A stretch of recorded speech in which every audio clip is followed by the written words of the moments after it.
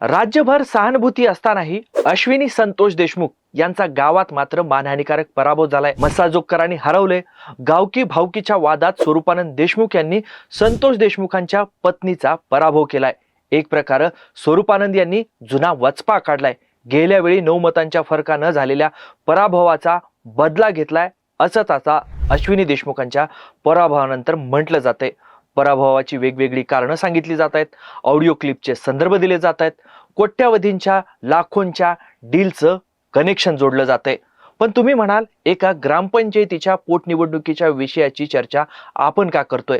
तर त्याचं कारण याच मस्साजोगच्या सरपंचाच्या हत्येनं मातब्बर धनंजय मुंडेंना आपल्या मंत्रिपदाचा राजीनामा द्यावा लागला होता। राज्यभर सरकार विरोधात संताप निर्माण झाला होता।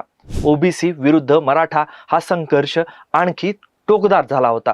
तसं बीडचं राजकारण हे नेहमीच गुंतागुंतीचं आणि अनेक कंगोरे असणारं असतंय, हे आपण वेळोवेळी बघितलंय। त्यामुळेच आपण आजच्या या व्हिडिओत अश्विनी देशमुख यांच्या पराभवामागच्या आणखी 3 कारणांचं सखोल विश्लेषण करणार आहोत। या 3 कारणांनी कशी अश्विनी देशमुखांच्या पराभवामध्ये कळीची निर्णायक भूमिका निभावली, राज्यभर सहानुभूतीची लाट असतानाही गावात पराभव का झाला, एका रात्रीत असं काय घडलं की गावानं वेगळा कौल दिला, त्या 58 लाखाचं रहस्य काय, मतदानाच्या 3 दिवस आधी व्हायरल झालेल्या त्या 2 ऑडिओ क्लिप्सचं पॉलिटिक्स काय, हेच सगळं राजकारण आपण या व्हिडिओत डिकोड करणार आहोत। त्यामुळे व्हिडिओ शेवटपर्यंत बघा आणि तुम्ही अजूनपर्यंत टीओडी मराठीला सबस्क्राईब केलं नसेल तर लगेच सबस्क्राईब करा। नमस्कार, मी सदानंद घायल, तुम्ही बघताय टीओडी मराठी। आपण या आधीच्या विश्लेषणामध्ये अश्विनी देशमुख यांच्या पराभवामागच्या 3 कारणांचं विश्लेषण केलं होतं। कुटुंबाचा तुटलेला जनसंपर्क, विरोधकांचं गाडीचं काच खाली न घेण्याचं निगेटिव्ह नरेटिव्ह आणि स्वरूपानंद देशमुख यांची रणनीती, हे 3 फॅक्टर कसे कळीचे ठरले होते ते बघितलं होतं। तुम्ही हे विश्लेषण बघितलं नसेल तर नक्की हा व्हिडिओ बघून झाल्यानंतर तो जुना आपला जो व्हिडिओ आहे तो बघा, कारण या 2 व्हिडिओतूनच तुम्हाला मस्साजोगच्या, बीडच्या आणि मराठवाड्याच्या बदलत्या राजकारणाचा अंदाज येईल।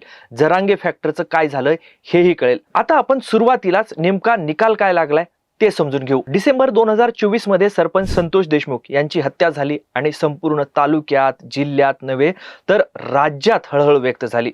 देशमुखांच्या हत्येनं रिक्त झालेल्या सरपंच पदासाठी तब्बल 1.5 वर्षानं पोटनिवडणूक लागली। देशमुखांच्या पत्नी अश्विनी देशमुख या सरपंच पदाच्या रिंगणात उतरल्यानं पोटनिवडणूक एकतर्फी होईल असे कयास बांधले जात होते। हत्येची सहानुभूती अश्विनी देशमुख यांच्या पारड्यात भरभरून मतदान पाडेल असा कयास होता। पण संतोष देशमुखांनी ज्यांना हरवलं होतं त्याच स्वरूपानंद देशमुख यांनी सर्वांचा अंदाज खोटा ठरवला आणि गावचे कारभारी झाले, सरपंच झाले।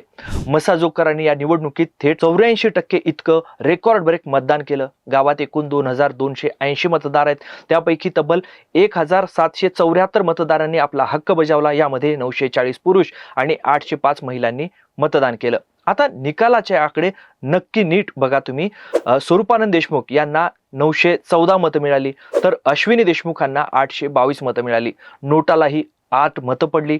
अत्यंत चुरशीच्या या लढतीत अवघ्या 92 मतांनी अश्विनी देशमुख यांचा अनपेक्षित धक्कादायक पराभव झाला। एवढी मोठी सहानुभूती असतानाही या 92 मतांचा फरक कसा पडला हेच गणित आता आपण समजून घेणार आहोत। पडद्यामागची 3 कारणांची उकल करणार आहोत। पहिलं कारण आहे स्थानिक राजकारणातला भूमिपुत्र फॅक्टर। राजकारणात लोकल फॅक्टर किती महत्वाचा असतो हे या निकालानं पुन्हा एकदा दाखवून दिलंय। कोणत्याही ग्रामपंचायतीच्या निवडणुकीत भावनेपेक्षा गावकी आणि भावकी मोठी ठरते। संतोष देशमुख हे मस्साजोगचे आहेत असं अनेकांना वाटतं, पण तसं नाही। मस्साजोग हे काही संतोष देशमुखांचं मूळ गाव नाही, ते त्यांच्या मामाचं गाव आहे। म्हणजेच देशमुख हे मस्साजोगचे भाचे आहेत। या उलट स्वरूपानंद देशमुख हे मस्साजोगचे मूळ भूमिपुत्र आहेत। ग्रामपंचायतीच्या राजकारणात मामाच्या गावचं सरपंच पद मिळवणं आणि ते टिकवणं ही गोष्ट तशी चॅलेंजिंग आहे, पण संतोष देशमुखांनी ती करामत करून दाखवली। पण देशमुखांच्या पश्चात मात्र स्वरूपानंद देशमुख यांनी या स्थानिक फॅक्टरचा आणि गावकीच्या राजकारणाचा अत्यंत हुशारीनं चलाखीनं वापर केला. सहानुभूतीला काउंटर करण्यासाठी आतला विरुद्ध बाहेरचा हा मुद्दा लोकांना, मतदारांना, गावकऱ्यांना पटवून दिला. लोकल निवडणुकीत तर हा फॅक्टर थेट जय पराजय घडवून आणू शकतो आणि तसंच मस्साजोगच्या निवडणुकीतही झालं. पण केवळ हा एकच फॅक्टर अश्विनी देशमुखांच्या पराभवाला कारणीभूत नाही. या पोटनिवडणुकीत आणखी 2 फॅक्टर चालले आणि तेच आपलं दुसरं कारण आहे 58 लाखांच्या CSR फंडाचा विषय. भ्रष्टाचार आणि आर्थिक गैरव्यवहार हे 2 मुद्दे निवडणुकीचं सारं गणित फिरवू शकतात.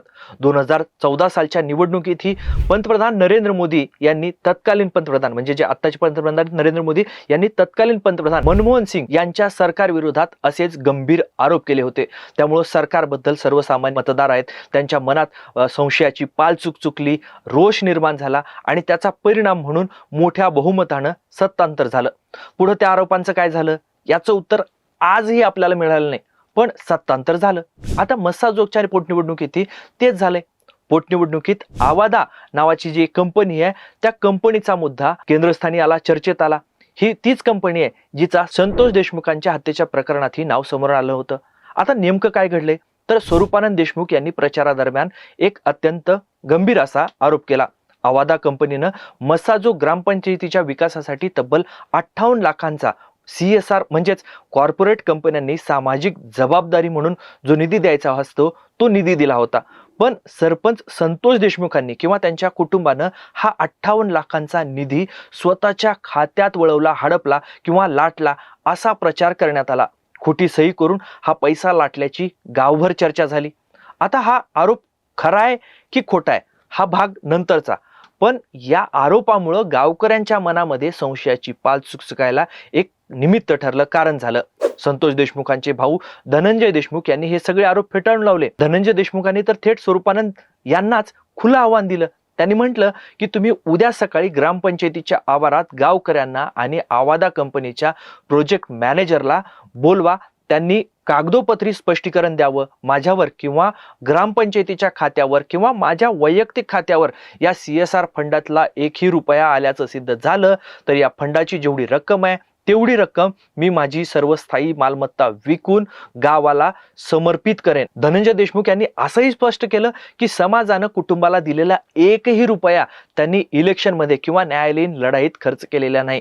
ते स्वतःच्या शेतीतून त्यांची रोजीरोटी चालवत आहेत. पण व्हायचं तेच झालं. डॅमेज कंट्रोल करायला उशीर झाला.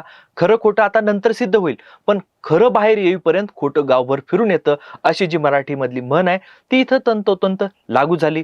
सर्वसामान्य मतदारांच्या मनामध्ये संशयाचं बीज रोवण्यामध्ये विरोधकांना यश आलं आणि त्याचा थेट परिणाम, त्याचा फटका हा अश्विनी देशमुखांना बसला. आणि आता तिसरं कारण आहे त्या वादग्रस्त ऑडिओ क्लिप्स मागचं अचूक टायमिंग. कोणताही निर्णय घेताना त्याची वेळ, टायमिंग खूप महत्वाचं असतं.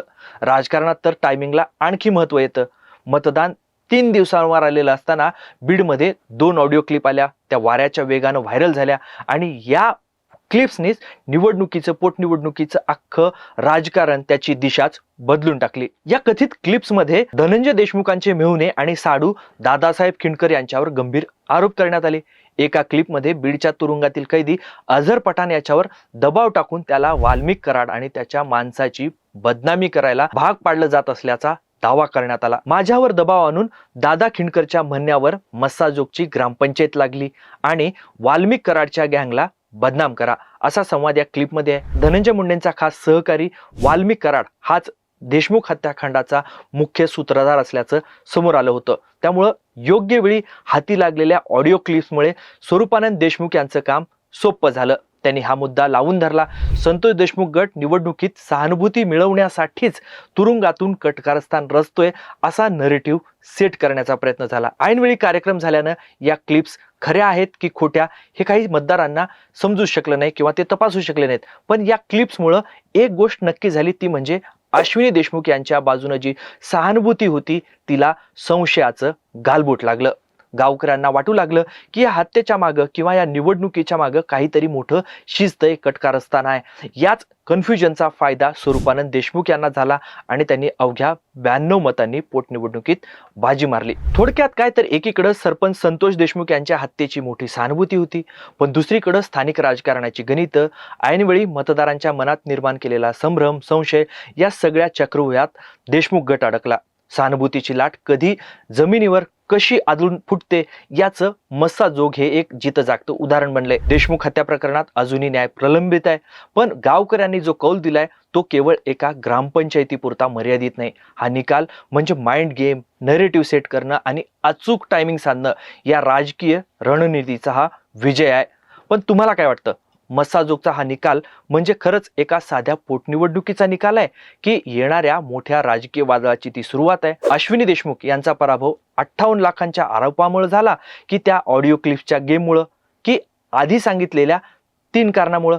तुमचं मत खाली कमेंट करून नक्की कमेंट बॉक्समध्ये सांगा. हे माहितीपूर्ण विश्लेषण तुम्हाला आवडलं असेल तर लगेच व्हिडिओला लाईक करा, व्हिडिओ मित्रमंडळींना शेअर करा आणि अशाच विश्लेषणासाठी फॅक्टसह पडद्यामागचं राजकारण समजून घेण्यासाठी TOD मराठीला यूट्यूबवर सबस्क्राईब करायला विसरू नका. हा व्हिडिओ शेवटपर्यंत बघितल्याबद्दल आपल्या सगळ्यांचे खूप खूप धन्यवाद.